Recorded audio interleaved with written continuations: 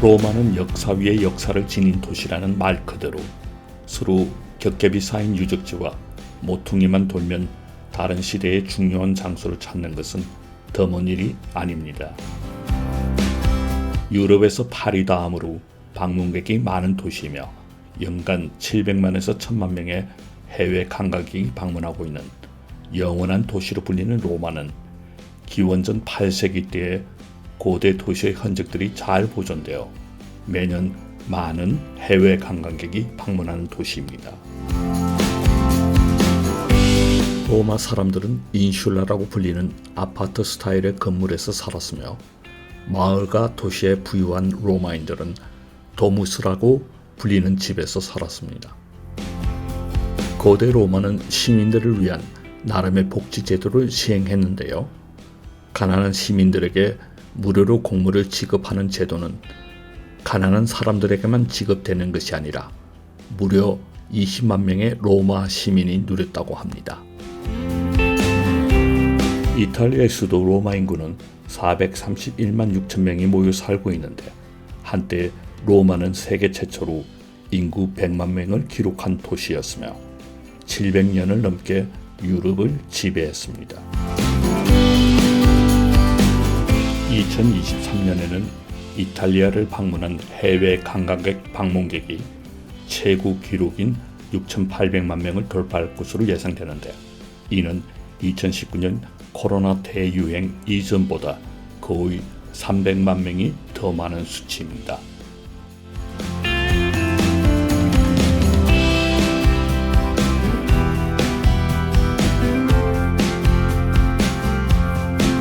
콜로세움은 이탈리아에서는 콜로세오라고 부르는데요.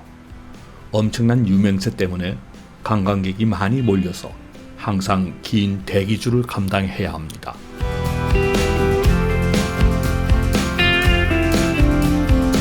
콜로세움은 서기 80년 티투스가 완공한 4층 다원형 원형 경기장이며 5만 명의 사람들을 수용할 수 있으며 70여 개의 출입구를 통해서 관중들이 15분 안에 입퇴장을 할 수 있도록 설계되었습니다.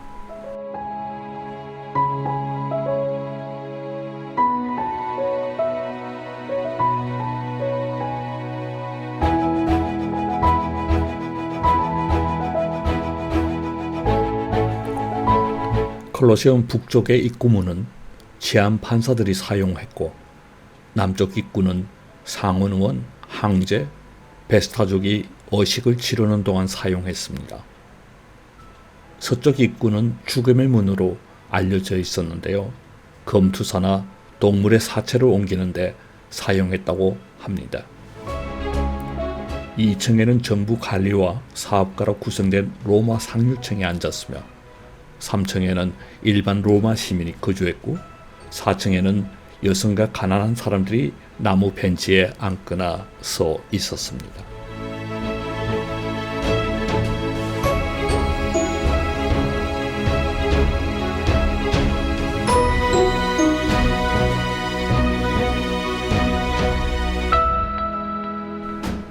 초기에는 경기장의 수로를 통해 바닥에 물을 채운 뒤 해상전쟁을 묘사한 연출을 하기도 했습니다.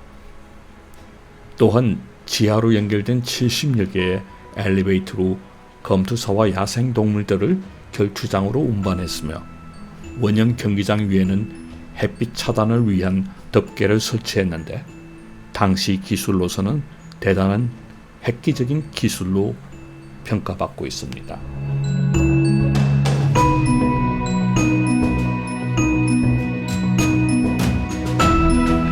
1세기에 지어진 이 석조 콘크리트 구조물은 로마 제국에서 가장 큰 원형 경기장이자 로마인의 가장 위대한 건축 및 공학 업적 중 하나로 남게 되었습니다.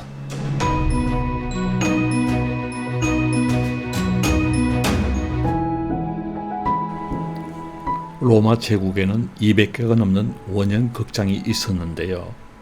그중 가장 큰 것은 콜로세움이며 2000년이 지난 지금의 경기장에는 바닥이 보이지 않습니다. 그 이유는 19세기의 고고학자들이 콜로세움을 발굴하는 과정에서 바닥을 제거했기 때문입니다.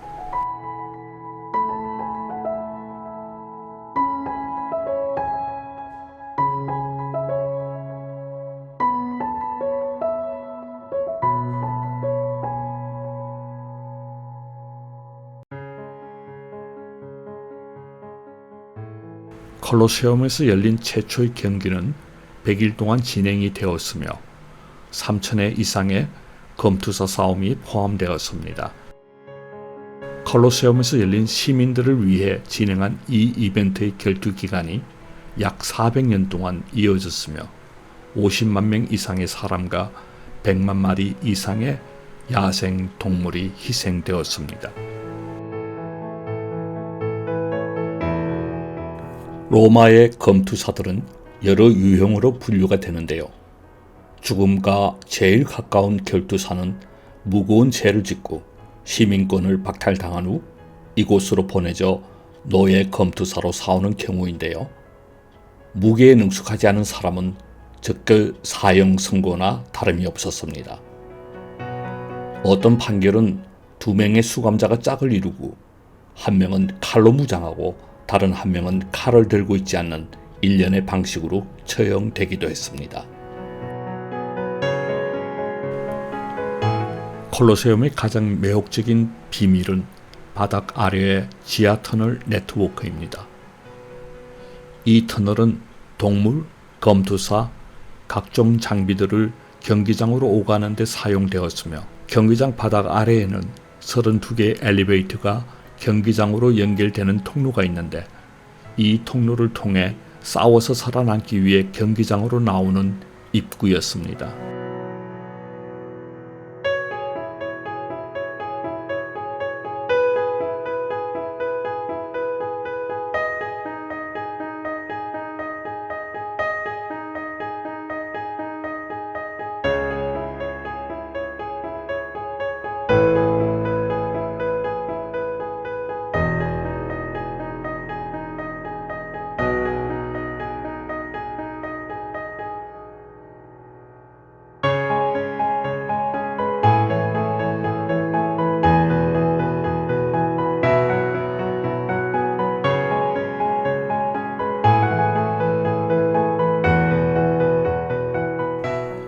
고대 로마인들은 적과의 전쟁에서 승리 후 기념비를 세우는 것을 좋아했습니다. 콘스탄티누스 개선문은 콘스탄티누스 황제에게 바친 로마의 개선문이며 콜로세움과 매우 가까이 근접해 있으며 로마에서 가장 큰 개선문이자 로마 제국의 마지막 위대한 기념물입니다.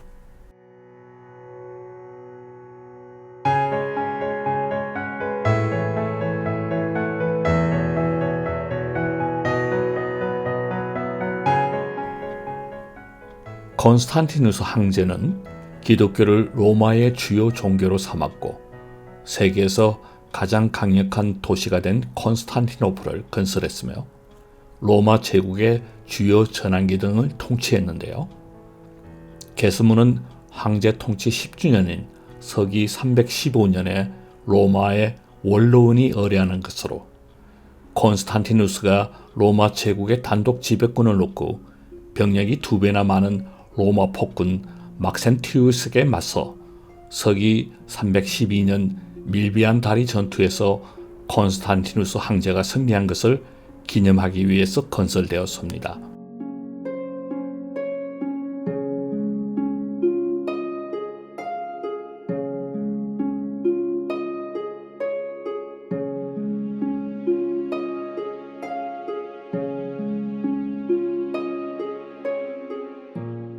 중앙 아치 안의 높이는 약 12m이며 아치에는 전투 장면과 사냥하는 장면, 하드리아누스 전 로마 황제 등의 디자인이 다양하게 조각되어 있습니다.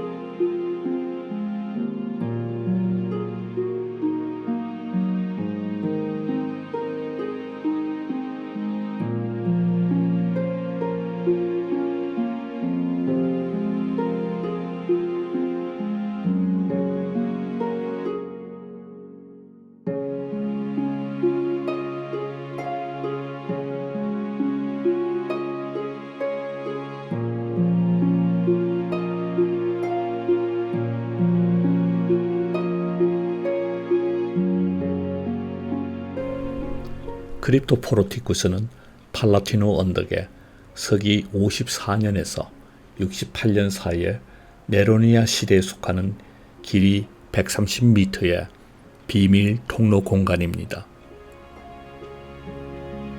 말이 들어갈 정도로 크고 넓어서 복도를 따라 원활하게 걸을 수 있었으며 황제 이외에는 아는 사람이 거의 없어 비밀 의사소통을 위해 자주 사용되었던 폭군 도미티아누스 황제의 비밀 피신 통로였다는 얘기도 전해집니다.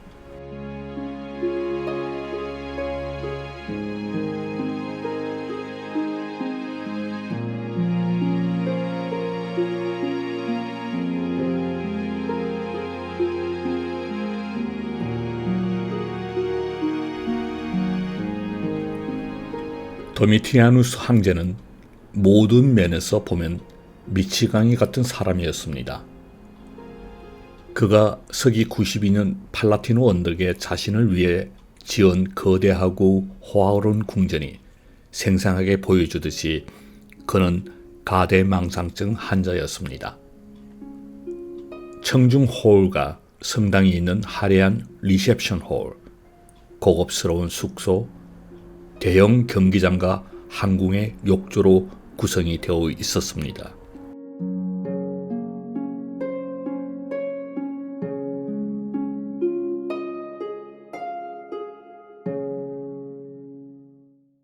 도미티아누스는 궁전을 위해 엄청난 양의 물과 유색 대리석을 사용했을 뿐만 아니라 금으로 화려하게 장식하기도 했습니다. 가장 인상적인 것은 거대한 공간의 크기와 높이였습니다. 이와 같은 장엄함은 신들을 위한 건축에만 허용이 되었으나 도미티아누스는 자신을 살아있는 신으로 가시했던 것 같습니다.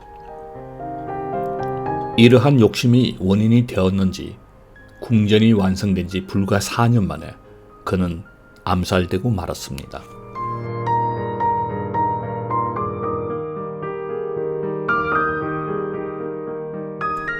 도미티아누스 궁전 낮은 층의 정원은 실제로 지하에 있었고 작은 수영장이 있는 식사 공간 주변으로 큰 분수가 있었습니다.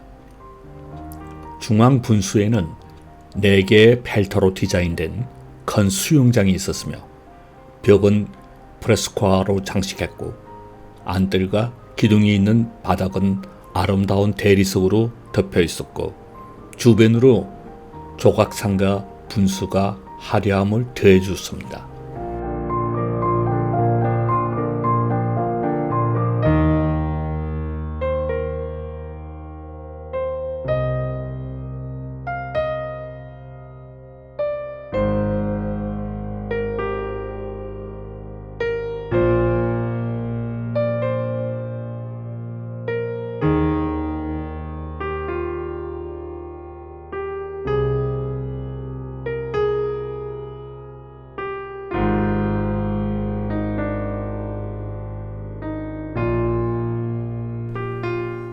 포로 로마노는 팔라티노 언덕에서 불과 40m 아래에 위치해 있는 로마 제국의 중심지였으며 직사각형으로 된 광장입니다.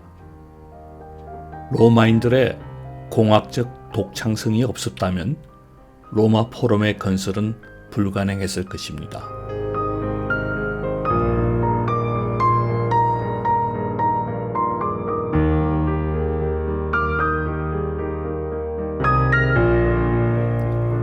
포로 로마노 부지는 한때 저지대 습지였기 때문에 이전에는 상상할 수 없었던 하수 시스템을 기반으로 건설되었습니다.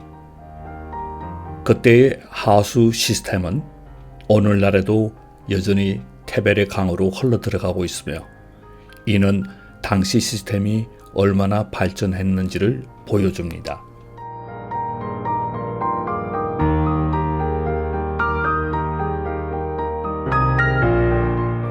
이 포로 로마노는 고대 도시 로마의 심장부였으며 연설의 장소였고 범죄 재판이 열렸으며 검투사들의 결투의 장소이기도 했습니다.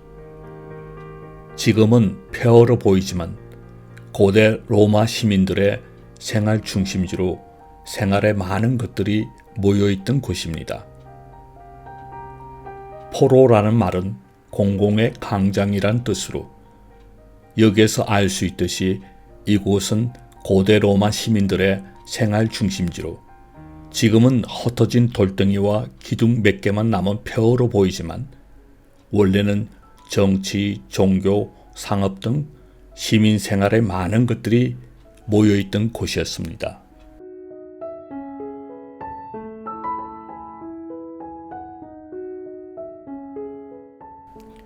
283년의 대화재와 로마가 몰락한 이후 일부 건물만 사용되고 나머지는 방치되어 훼손되다가 19세기 후반에 이르러서야 발굴되기 시작했습니다. 발굴 작업은 현재까지도 계속 진행 중입니다.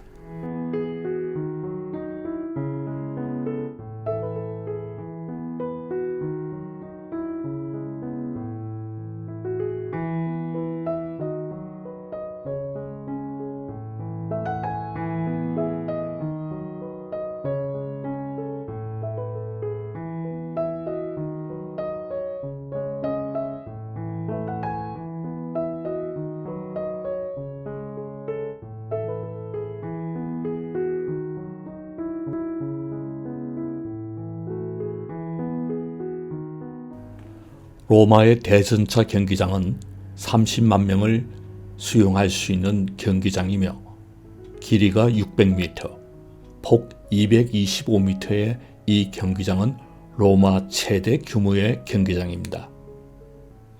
대전차 경기에서는 여러 대회가 열렸는데 그 중에서도 참가자들이 7바퀴를 완주하는 전차 경주가 눈에 띄었습니다.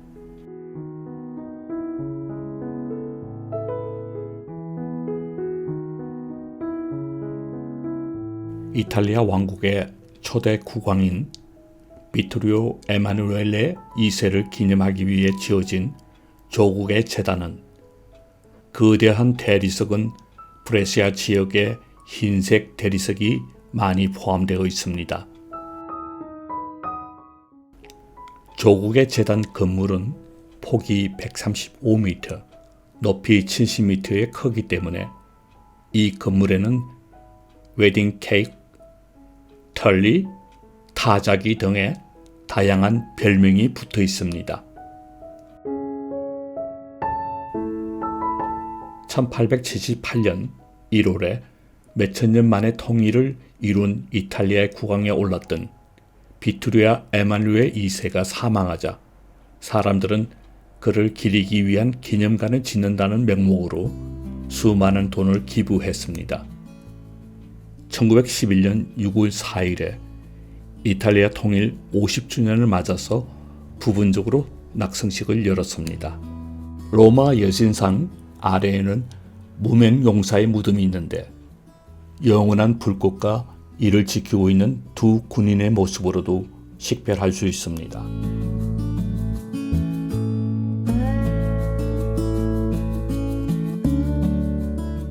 기념물 앞 중앙에 있는 비토리오 에마누엘레 2세의 말을 탄 청동동상은 거의 20년 동안 작업한 작품입니다.